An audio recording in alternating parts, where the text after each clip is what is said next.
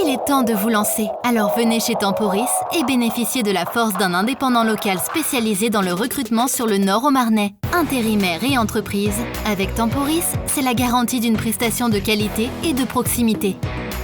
Choisir l'humain au cœur de nos préoccupations, c'est satisfaire vos ambitions pour une meilleure évolution. Temporis, l'emploi nouvelle génération.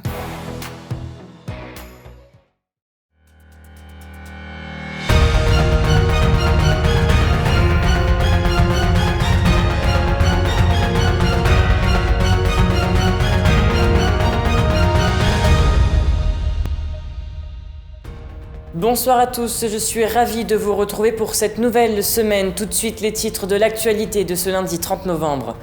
Les travaux de réhabilitation du mémorial Charles de Gaulle à Colombey-les-Deux-Églises ont débuté ce lundi. Ils porteront principalement sur le hall d'accueil, la partie boutique et la partie restauration. Un reportage à découvrir dès le début de ce journal.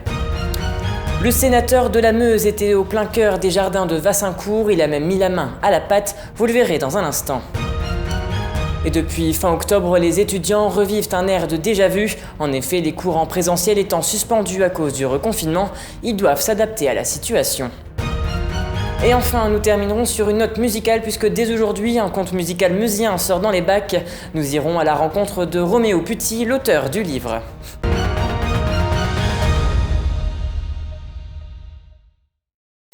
Comme chaque soir, nous vous proposons de faire un point sur la situation sanitaire, mais les taux d'incidence et de positivité ne sont pas encore stabilisés pour vous les communiquer à l'heure de la réalisation de ce journal. Je vous propose donc de faire un point sur les hospitalisations. 2509 personnes du Grand Est sont hospitalisées et 332 en réanimation. Si l'on zoome sur nos départements, en Marne, 231 personnes sont hospitalisées pour la Covid-19 et 42 ont intégré le service de réanimation. En Haute-Marne, 124 patients sont hospitalisés et on en compte 4 en réanimation. En Meuse, 64 personnes sont hospitalisées et 9 en réanimation. Et enfin, depuis 24 heures dans le Grand Est, 42 personnes ont pu rentrer chez elles et 20 sont décédées du virus. Nicolas Lacroix, président du conseil départemental de Haute-Marne, en compagnie de l'architecte en charge du projet de réaménagement, Alexandre Picarolin, ont officiellement lancé les travaux de réhabilitation du mémorial Charles de Gaulle à Colombey-les-Deux-Églises.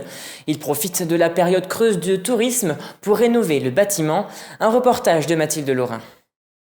Après la visite du président de la République il y a 3 semaines, à Colombey-les-Deux-Églises ce matin, était prévu le lancement des travaux de rénovation du mémorial Charles de Gaulle.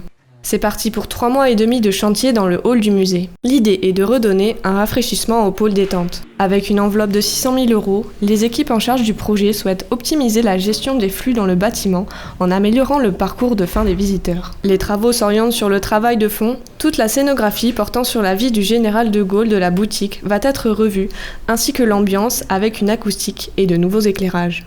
Ce qui n'est pas tâche facile, car la structure du bâtiment est particulière. Il faut donc s'y adapter en apportant une touche de modernité tout en restant en harmonie avec l'architecture d'origine.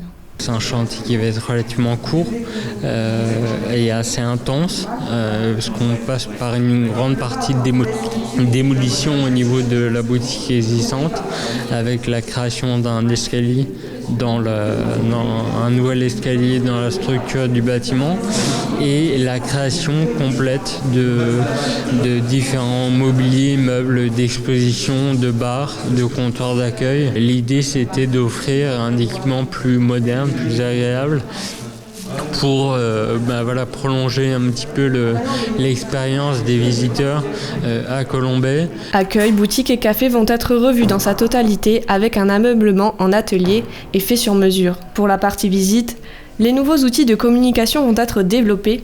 Il sera possible d'utiliser téléphone, ordinateur et tablette. Une application sur smartphone est en projet pour avoir des informations complémentaires sur le mémorial et rendre plus interactifs les visites. Pour l'occasion, Nicolas Lacroix, président du département de la Haute-Marne, était présent. Ce chantier est la première partie d'une nouvelle stratégie pour le mémorial. Le département souhaite redonner un nouvel élan à cet établissement. Un établissement qui n'avait pas évolué depuis 10 ans et comme tout établissement, il a besoin d'évoluer. Et là, ces travaux, c'est le début. C'est le début d'une série parce qu'on va aussi travailler sur une nouvelle scénographie, sur de nouveaux publics, public jeune, public étranger, peut-être une coopération accrue avec l'Allemagne. On souhaitait vraiment lancer ces travaux qui sont bien pensés, qui sont vraiment à l'image des mémorials et puis j'allais dire à l'image aussi du général de Gaulle. En attendant la réouverture, le mémorial profite de cette période touristique creuse pour rénover le site et ouvrir de nouveau ses portes fin mars pour les beaux jours. 50 ans après la disparition du général de Gaulle, les visiteurs vont pouvoir découvrir et redécouvrir l'histoire de ce personnage qui a tant marqué l'histoire.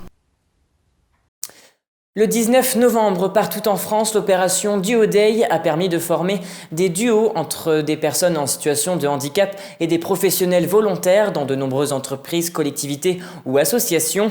Pour cette occasion, le sénateur meusien Franck Menonville s'est rendu dans les jardins de Wassincourt pour travailler le temps d'une matinée avec des personnes en situation de handicap. Regardez ce reportage.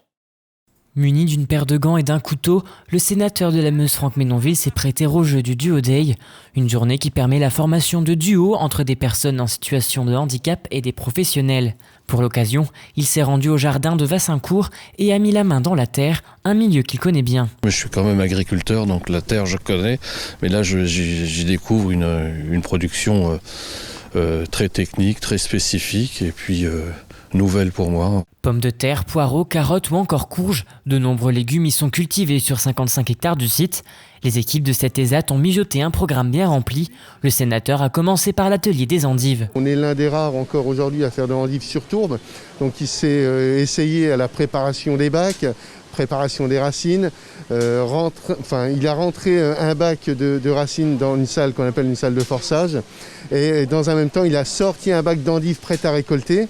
Donc tout ça avec un chariot électrique. La production d'endives est conséquente. En effet, les jardins de Wassincourt vendent près de 10 tonnes d'endives par an. Le sénateur a pu se rendre compte de la technicité que cela requiert, mais également du professionnalisme du personnel. J'ai appris beaucoup de choses dans la culture des légumes et de la production légumière, notamment dans le domaine des endives. Mais ce que je voudrais surtout dire, c'est que l'ADAPM s'attache à accueillir et à professionnaliser un public en situation de handicap qui se trouve en situation de professionnalisation et qui acquiert des compétences très, très techniques, très spécifiques. Par la suite, Franck Menonville a visité les serres de production au milieu des fleurs. Après avoir fait du repiquage, le sénateur a pu repartir avec l'une de ses réalisations. Le 30 octobre dernier, la France était une nouvelle fois sous cloche.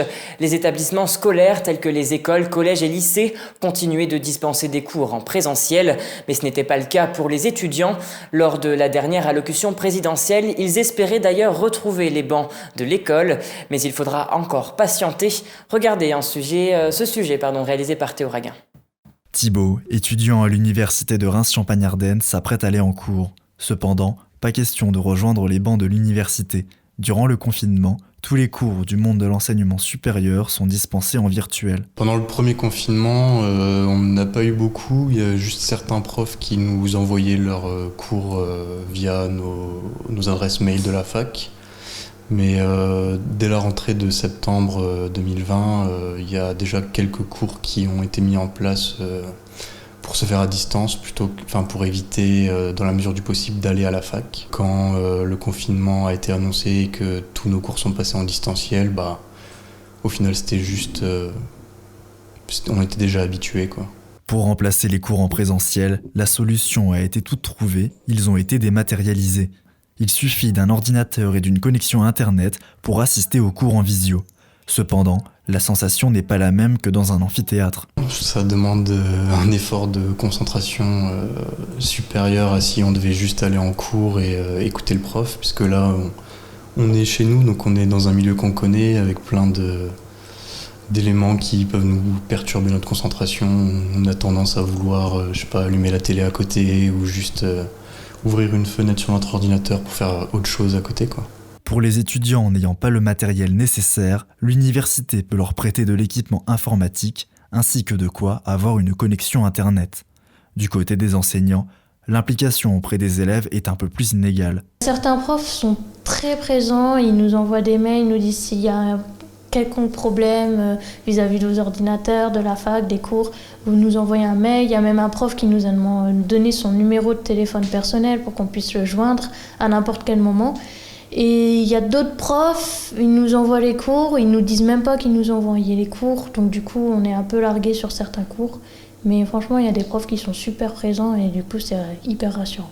Même si le retour des cours en présentiel reste pour l'instant incertain, les étudiants sont sûrs que les partiels vont bien avoir lieu en cette fin de semestre. Tout autre chose, à présent, connaissez-vous le conte musical Totem, entièrement écrit et réalisé par ce Meusien Roméo Putti. Ce livre s'inspire pleinement de la situation sanitaire que nous traversons, mais il la raconte avec poésie. Manon de Fontis a rencontré l'auteur, regardez.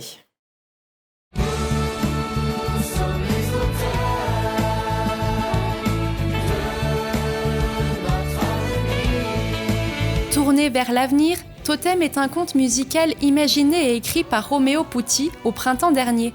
Entre tonalités rock, reggae, blues ou encore salsa, 18 chansons mettent en scène des animaux dans une forêt. C'est un petit escargot qui capte des sons un peu étranges à travers ses antennes, il n'entend pas très bien. Du coup, il monte dans un arbre pour prendre un peu de hauteur. Et puis, il comprend que la forêt dans laquelle où il vit, lui et ses amis, va être attaquée par des coronouilles. L'artiste a trouvé son inspiration au cœur de la pandémie. 4 semaines ont suffi pendant le confinement pour faire éclore le projet. Au fur et à mesure que le confinement avançait durant les 2 premières semaines, on va dire, j'ai observé le comportement des êtres humains par rapport aux contraintes du confinement. Et donc rapidement, ça m'a fait penser à certains animaux, comme par exemple les personnes qui surconsommaient par rapport à des cochons, quoi, qui mangent. Et donc, oui, je me suis dit, on peut les comparer à des cochons, mais il y a des gens qui travaillent aussi, il y a des gens qui aident, il y a des gens qui soignent. Et du coup, il m'est venu l'idée de caricaturer tous ces comportements, toutes ces réactions humaines à travers des animaux. Tolérance, partage, aide, bienveillance sont autant de messages véhiculés par cette œuvre qui interpelle sur le monde de demain. Ce sont beaucoup des thèmes humanistes en fait, parce qu'il y a quand même à la fin du conte une vraie réflexion sur, après avoir vécu cette épreuve, qu'est-ce qu'on fait de cette épreuve, de ça, quoi. Pour la réalisation de son premier conte, l'auteur parisien s'est référé à des icônes de la musique. De Brel à Brassens en passant par les Pink Floyd, Totem a vu le jour. Totem est mon 4e album, c'est la première fois que je fais un conte musical. Alors le format conte musical, c'est peut-être par rapport à mon histoire, dans le sens où j'ai beaucoup écouté le conte musical Émilie Joly de Philippe Châtel et l'album Sève qui peut du groupe Ange durant mon adolescence. Donc c'est un format que j'ai toujours aimé et en fait ça s'est fait comme ça spontanément. D'autres artistes de la région ont apporté leur pierre à l'édifice pour donner vie à l'œuvre musicale. Pour les plus curieux, plus de suspense puisque Totem sort ce lundi 30 novembre. Et c'est la fin de cette édition, merci à tous de l'avoir suivi. Dans un instant, la météo, et n'oubliez pas l'information continue sur puissancetelevision.fr. Toute l'actualité qui vous concerne, à voir ou à revoir, dès maintenant sur puissancetelevision.fr et sur notre application mobile.